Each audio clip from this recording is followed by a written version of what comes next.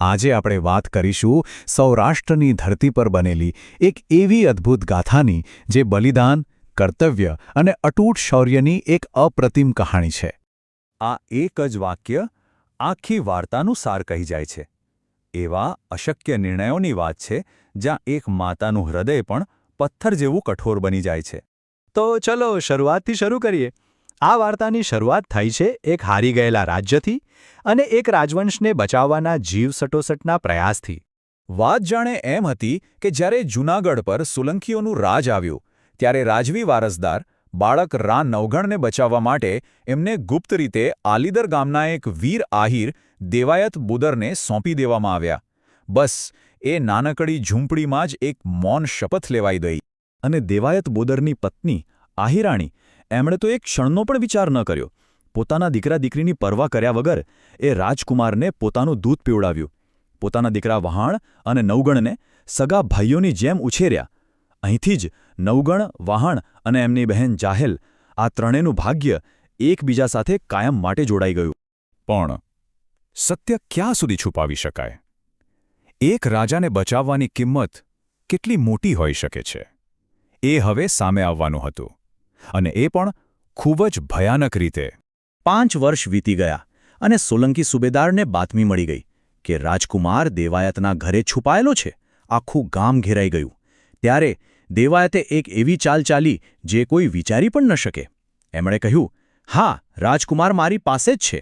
મેં એને સોલંકી રાજ પ્રત્યેની વફાદારી બતાવવા માટે કેદ કરી રાખ્યો છે. પણ આવા મોટા જુઠ્ઠાણાને સાબિત કઈ રીતે કરવું? સુબેદારને વિશ્વાસ કેવી રીતે અપાવવો? આના માટે સુબેદારે વફાદારીની એક એવી કસોટી માંગી જેની કલ્પના કરવી પણ મુશ્કેલ છે. સુબેદારે કહ્યું, પેલા બાળકને મારી સામે લાવો, એનું માથું વાઢી નાખો અને પછી એની માને બોલાવો અને એને કહો કે એ પોતાના પગથી એ કપાયેલા માથાની આંખો કચડી નાખે.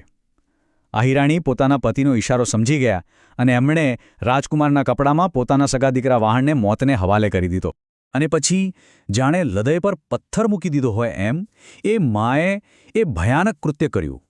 પોતાની આંખો સામે પોતાના દીકરાની નિશાની મિટાવી દીધી.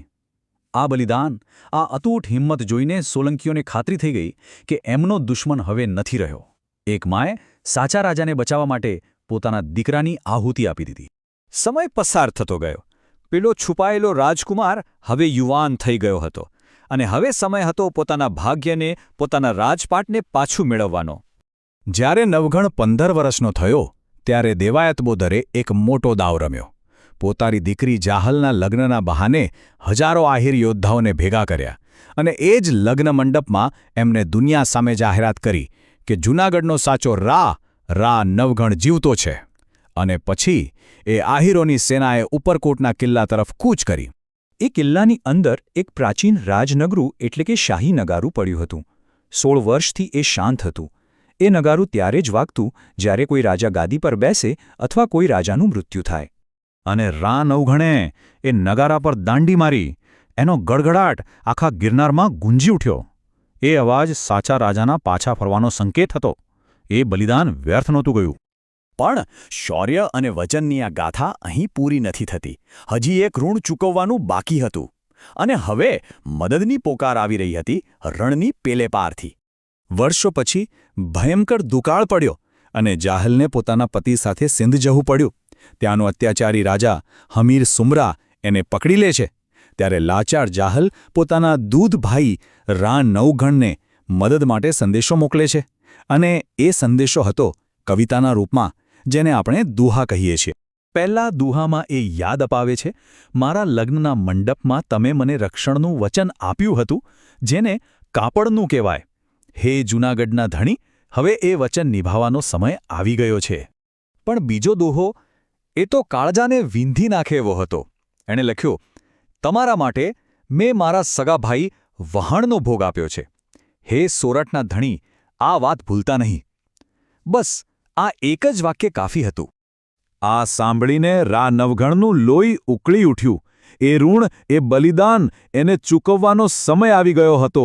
એમણે એક વિશાળ સેના તૈયાર કરવાનો હુકમ કર્યો. કેટલી મોટી સેના? 9 લાખ ઘોડેસવાર. વિચારો તો ખરા, આ કોઈ જમીન કે ખજાના માટેની લડાઈ નહોતી. આ લડાઈ હતી એક બહેનના સન્માનની. એક વચનને નિભાવવાની. જ્યારે એમની સેના સમુદ્ર કિનારે પહોંચી ત્યારે એક ચમત્કાર થયો. એક નાનકડું કાળું પક્ષી, કાળી દેવચકલી, જે દેવી વરવડીનું પ્રતીક મનાય છે, એ આવીને નવઘણના ભાલા પર બેઠું અને એ જ ક્ષણે સમુદ્રે રસ્તો કરી આપ્યો. આ ઈશારો હતો કે દેવી દેવતાઓના આશીર્વાદ એમની સાથે છે. અને હવે વાર્તા એના અંતિમ અને સૌથી શક્તિશાળી પડાવ પર પહોંચે છે, જ્યાં એક વચન પૂરું થવાનું હતું. યુદ્ધ થયું. એમાં અત્યાચારી હમીર સુમરામ માર્યો ગયો. રાણ નવઘણે પોતાની બહેન જાહલને શોધી કાઢી. યુદ્ધભૂમિની ધૂળ વચ્ચે ન્યાય થયો હતો. બહેનના સન્માનની રક્ષા થઈ હતી. અને ત્યારે રા નવઘણ પોતાની બહેન સામે ઘૂંટણીએ પડ્યા અને એને રાજવી રેશમી વસ્ત્ર ભેટ આપ્યું. વર્ષો પહેલાં આપેલું કાપડનું એ પવિત્ર વચન આજે પૂરું થયું હતું. રા નવઘણની આ ગાથા ખાલી એક વાર્તા નથી. એ આપણને શીખવે છે કર્તવ્ય, સન્માન અને બલિદાન વિશે. પણ સાથે એક સવાલ પણ છોડી જાય છે કે આપણા જીવનમાં એવા કયા ઋણ છે જે આપણે ક્યારેય પૂરેપૂરા ચૂકવી નથી શકતા.